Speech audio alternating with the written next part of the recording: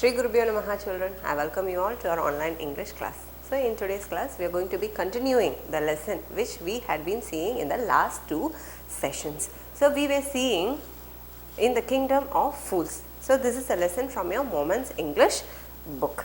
So we had been seeing so far the case of the murder, okay, the murder case of the thief had been transferred from one person to another, and finally a disciple, okay, was held responsible for no valid reason, okay, he was held just because he was fat. So what is going to happen to this disciple is the remaining part of the story. Let us go and find out what is happening. He remembered his wise guru's words, "You don't know what they'll do next." So he is now reminded of the words of the guru. So Guru had already warned the disciple, okay, that these people are fools, okay, you cannot decide what they'll do the next, okay, you can never assume or you can never come to a conclusion what they'll do the next. Every minute they'll keep changing their decisions. So all these words are reminded to the disciple. While he was waiting for death, he prayed to his Guru in his heart, asking him to hear his cry wherever he was. The Guru saw everything in a vision. He had magic powers. He could see far and he could see the future as he could see the present and the past. So this man, while in the sentence, okay, he was to be executed, so he was praying to his Guru and he was literally crying, okay, asking the Guru to just understand in a situation, in what situation he was. Okay, so Guru had magical powers, so he was able to foresee, okay, he was able to see it through his vision, what was happening to the disciple. He would be able to see the future as well as the past and the present. He arrived at once to save his disciple, who had got himself into such a scrape through love of food. As soon as he arrived, he scolded the disciple and told him something in a whisper. So this man, Guru, okay, he comes in for help, he comes in for rescue that very moment, and he is now telling to the disciple, he is scolding the disciple, okay, he is telling, I have already warned you and you didn't want to listen to my words. Just because you loved food, you didn't pay attention to my words, and now see what has happened to you. So let it be, and he is now, what he is doing, he is now whispering some things to the ears of the disciple. Then he went to the king and addressed him, "O wisest of kings, who is greater, the Guru or the disciple?" So now this Guru, and he is going and addressing to the king. He is telling the king, okay, he is praising him first, wisest of kings. He is praising and he believes that those praise words would flatter the king. And now he is posing him a question. Who is wiser? Is a Guru is wise or a disciple is more wiser? Of course, the Guru, no doubt about it. Why do you ask? Then put me to the stake first. Put my disciple to the death after me. So he is telling, the king is also responding, of course the Guru is more wise than the disciple. There is no doubt about it. So now the Guru is telling, if such is the case, you have to put the Guru at the stake first and the disciple only after my death. When the disciple heard this, he understood and began to clamor. Me first, you brought me here first, put me to death first, not him. So when the disciple heard this, he was able to quite understand what was the plan of the Guru.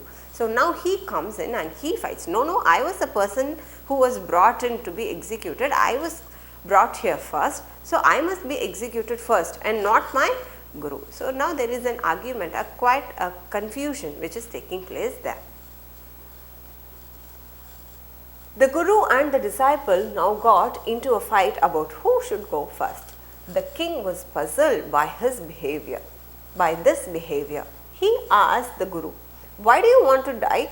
We chose him because we needed a fat man for the stake. You shouldn't ask me such questions. Put me to death first," replied the Guru. Now the king is confused about the confusion which is going on there. Now he is asking the Guru, why the hell you want to go and die? You are in no way attached to this case, or this man, this disciple is himself out of the case. We have brought him here just to fit the stake, and you are a Guru not at all relevant to this concept, and why do you want to come and unnecessarily give your life here? Now the Guru is telling, you don't ask me such questions are not important now. You put me to death first, later will speak. There is some mystery here. As a wise man, you must make me understand. So now the king is telling, no, there is something mysterious here. I am curious enough to know what is the thing here, what is so interesting about death. Why do you both want to fight for death? Because you are a wise man, because you are a Guru, you have to make me understand of this situation and clear the air. So this was a request of the king to the Guru. Will you promise to put me to death if I tell you? Asked the Guru. The king gave him his solemn word. The Guru took him aside out of the servant's earshot and whispered to him, do you know why we want to die right now? The two of us? We have been all over the world, but we have never found a city like this or a king like you. So now he is taking the king aside, okay, in a private place, and he is asking, he is taking his promise first. Okay, you promise me that you will put me to death first if I make you understand what is the mystery. And the king is also giving his promise. And now the Guru is explaining to the king that this is the best place we have ever seen. Okay, and you are the best king and this is the best city.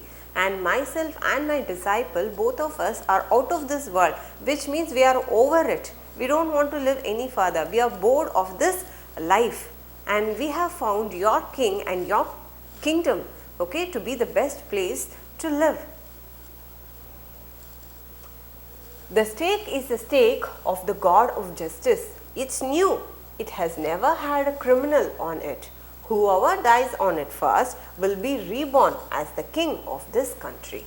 Now he is revealing the secret. So he is telling the stake is a holy stake. Okay, it is a place where justice will be reborn once again. And this, since the stake is new, it hasn't seen anybody who has died because of some criminal or evil act. So it is so sacred. If we die on it, we will be reborn once again as a king of the city. Since I want to become the king of the city, since the city is so beautiful and I want to be the king, I want to die first on the stake. And that is the competition running in between me and my disciple, whom to die first. And whoever goes next will be the future minister of this country. We are sick of our ascetic life. It would be nice to enjoy ourselves as king and minister for a while. So since we have seen, okay, your kingdom to be the fit place to live, and we want to reign your country, okay, I would like to become your king and my disciple would become the minister.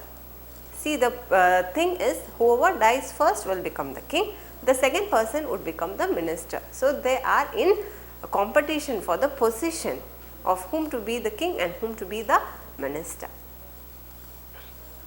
Now keep your word, my lord, and put us to death. Me first, remember?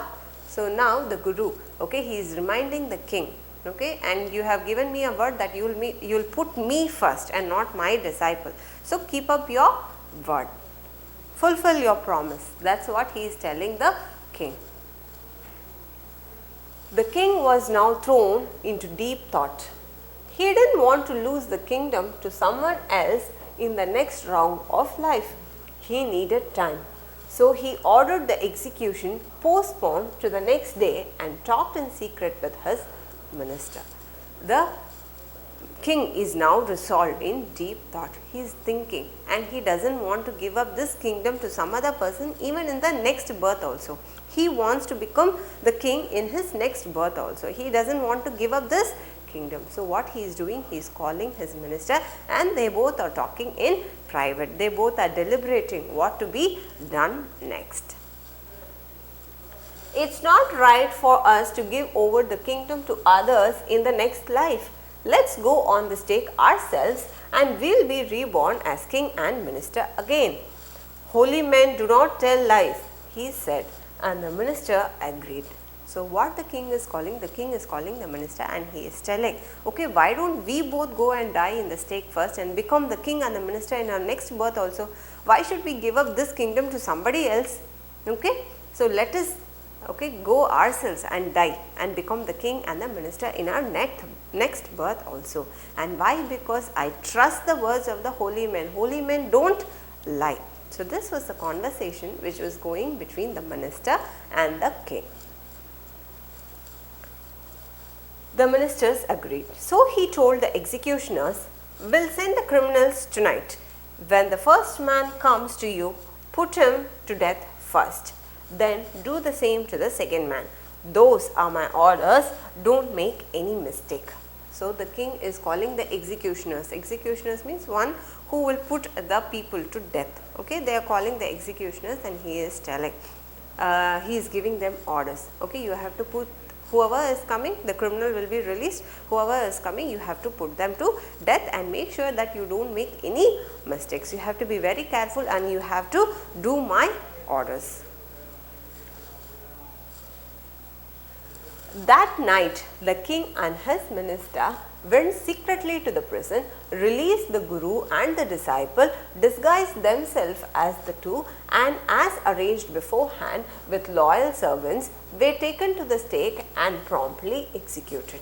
So that night, so tomorrow morning if it's going to be the execution time, so they are going to the prison the before night itself. They are going, the king and the minister, they are disguising themselves, okay, in normal clothes and going to the prison, and they are releasing, okay, they are making the guru and the disciple to escape and they taken their possession.